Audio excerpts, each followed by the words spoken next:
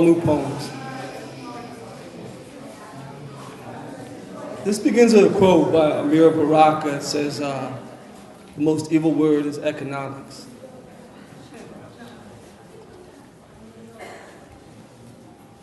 Into those hours, an old song like a needle scratched.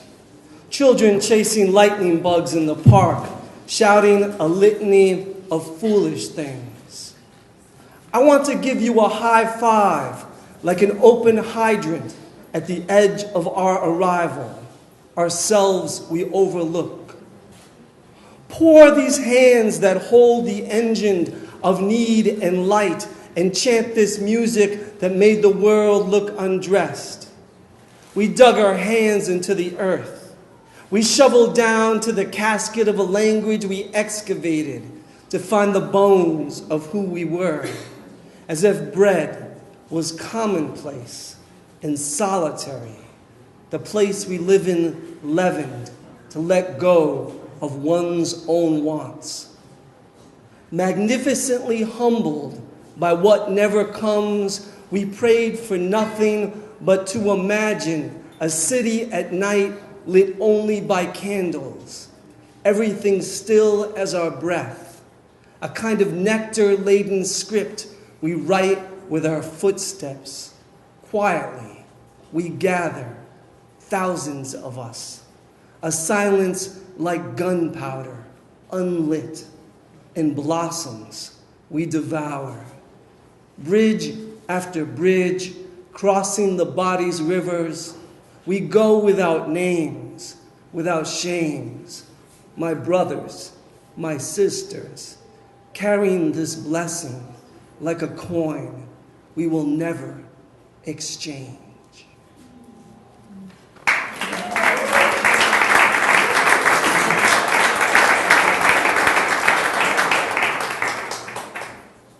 You know, I wrote that poem because I was thinking of there's so much language in our public discourse that looks at people who have less than and puts the blame on them. And what happened to the time when we reach out to those who have less than, to give to them whatever we have, what small coin we might have in our pocket. And that the only worth that matters is the worth of the human face, the other that we see. And when we see the other, we see ourselves. And so far, we've come from that. You know, except for everybody here in this room. I work at a pool hall. I work at Gold Crown Billiards in Erie, Pennsylvania, and I play in the BCA league there. And this is about one of my friends, Randy Glover. It's called Double It. This is a kind of story. This is about being an old pool player.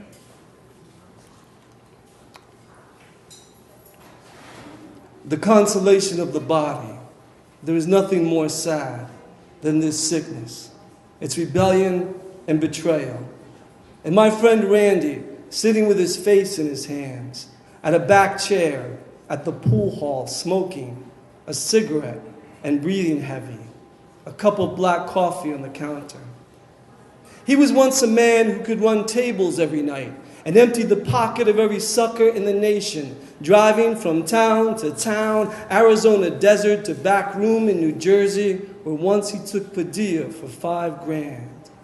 Now we see him, after his heart murmured once too often, his wife dead last year of an aneurysm, his house taken by the bank. And what is a man who makes the balls roll, and the idea of 9 to 5 a kind of phantom do when the body can barely stand? There is a death in dying slow. It walks with us carrying a cue instead of a scythe. But when Randy lifts his head, he says, "Make the ball go home, buddy." Eyeing across the room at bald-headed Joe Armini, and everything, well, it isn't right again. But we know this earth can turn only one day at a time. You can't make it go any slower, but neither any faster either. The way Randy can still make a ball speed and draw as if on a string. And what I've come to understand is there can be such a loveliness and a weightlessness to living, and also as well to dying. As Randy stands up and coughs into his hands, and Armini dogs the 9 and leaves it waiting for Randy in the side pocket, he says, This isn't the end, buddy. It never is. And I remember the night once, down 400, he turned to this road player from Rochester. And he said, double or nothing. Now you have to understand, Randy didn't have a dime left. If he lost, they'd have killed him, gunned him down on the parking lot pavement, or at least cut him and beat him. But sometimes you have to move through life without fear, as if you were little more than a formless cloud against the sky. Randy ran the table 5 times. He counted the man's money and he said, double it again. And the man did. And Randy won, and won, and won, and won again. There's a somewhere to keep returning to, a certain day more than good luck, an added step buoyed out the door past the brush boy, out into the deserted street, an entirely new era, and the planet spinning in its frantic elliptical like a coin spun and called heads. Before you even began, you believed the call you made was correct. It's not as simple as saying you were fortunate. Light your cigarette and breathe in the dark. It doesn't matter what you can afford. It's all about, Randy taught me. It's all about, Randy taught me, what you are willing to bet. That's a true story.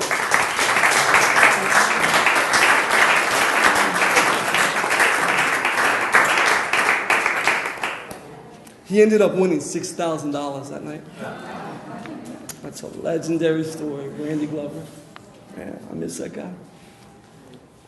This is called Dear You Who Never Returned.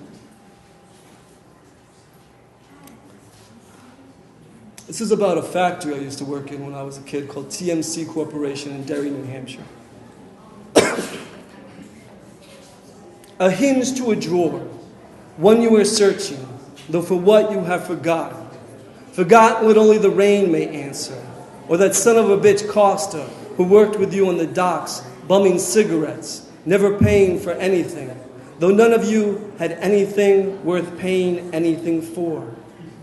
You bend down to look there in the darkness on a quiet evening when the house is empty, and you are back to the day Costa never showed for his shift.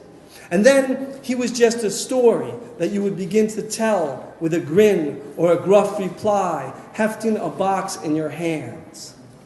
Outside, the rain is sweeping the dust off the earth, and the church bells are ringing for a wedding or a funeral. No one is home, and it seems haven't been for quite some time. You could use a cigarette, but you haven't got any matches. Costa would ask for a light and pocket your lighter. That bastard, Marco said, won't need all that fire in hell. Men respect the dead with insults. We save our praise for the truly damned. An empty drawer is a house of silence where no one lives, when in fact they are hurrying to your front door. During a time when we wrote letters, and where would we save them? Those envelopes of love and lament, far away as if seen through a window inside you, lit with a candle. This you asked yourself long after it was extinguished.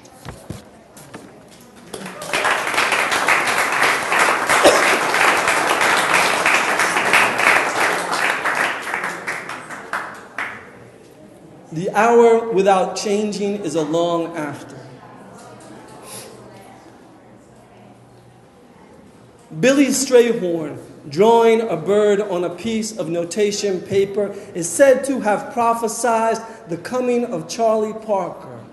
Fool, take the damn horn out of your mouth. Who said this? It was Miles telling Coltrane how to stop his solo. Look, I told myself, and closed my eyes. Even then the sky decided it was time to rain. I like when people whispered about my love, she's trouble, as if I never saw the scars on her calves. Figures in a notebook, I can't stop hearing noises at night, since we had the children. Even the sharks outside are scared of our howling wolves. Listening to Monk, I hear the ache my chest makes when I watch our daughter run. She moves close and whispers, "I have a secret. The wind is a secret. Only the leaves know how to spell." Sometimes when you open your mouth to me, I feel helpless. Gertrude Stein could only be half herself for everyone, always the aria of our neighbors arguing. Sometimes I wonder, are we little more than cigarette butts flicked out on the sidewalk, or Strayhorn's life as lush as his songs? Some small dive we dwell. Whoever you are holding me as I hold this paper in my hand. And in the museums of aloneness, I watch the women come and go to the laundromat, folding the clothes of themselves, wearing spandex and bangles. Once, Thelonious Monk said when he was old, he refused to leave his house before trying on every hat he owned. It was like that when he played, as if searching for every note that ever sounded. Our daughter, before she first spoke, made coups and minor chords. These could have turned into any language, but we taught her ours.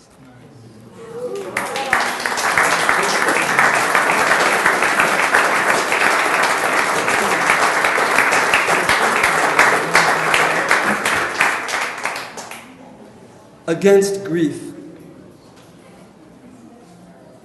Today, I sat in the backyard. The sun on my forehead was cool as a cool hand when I was a boy and my mother took my temperature. How in that moment I knew I would not die. The same way I watched a blurry dragonfly hover above my daughter's head. It was a visitation. She reached up, laughing.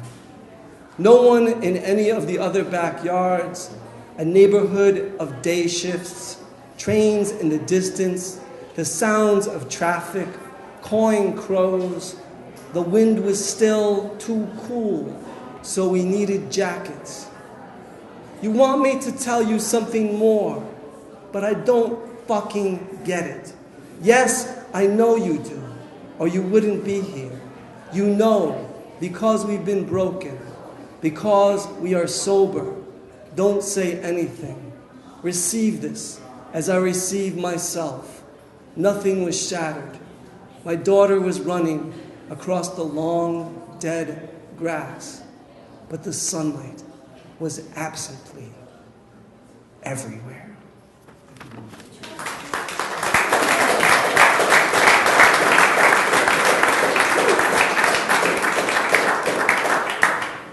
This is the last one, then I'm going to come back and read a little bit more after. This is called Stay. Who has not asked Stay? It's after a poem called Stay by Jane Hirschfield. She has this little poem called Stay. And so I actually answered her poem. So this is a reply to her. Who has not asked Stay? Say it to the grass, to the flame of my open lighter. I say it to the lilies and the leaves. Come to bed and stay. Before the door, a window at the train station, reaching a blessing. Stay, do not go. Such simple phrases in our language. Stay, I said to my daughter. Every year she grew, I lost a part of her.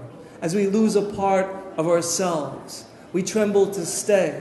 We say to the earth, to the river, valley, meadows, the bluffs before the great lake. We say, stay, do not go like our old ones, the empty husks of steel mills, the forges, the ghosts of mill workers, walking down Pittsburgh Ave, along the railroad tracks, fossils found along the shore, the small leavings, the shells, the bass, the trout, the willow trees, my love with her disease, her swollen hands. Stay, I ask the Lord, even though sometimes I do not believe. The sky, the clouds, the road of bikers as they pass me on the highway, the men and women at the corner bar. Stay, they say, with each other's hands. Do not depart in the morning, for where you go will not be held. Stay, we mouth each other's skin like verbs. Stay, I say, to my thumbnail when I play an old scratchy Clash album. When they knock on your door, how you gonna come? Invite them in for tea. Stoned, I say, stay. Stone to argue. There is no hurry. We are in no hurry. We can dance till we are missing, till we're tired as housewives or shopkeepers closing their iron gates. The boy at the fast food window who had trouble counting out my change. Or I want to say, listen to the lyrics of this song playing, how sentimental they are. They could almost save you, like on a Saturday night when we move our bodies to some punk band or disco ball. Without even words, we look at each other. We ask each other, stay.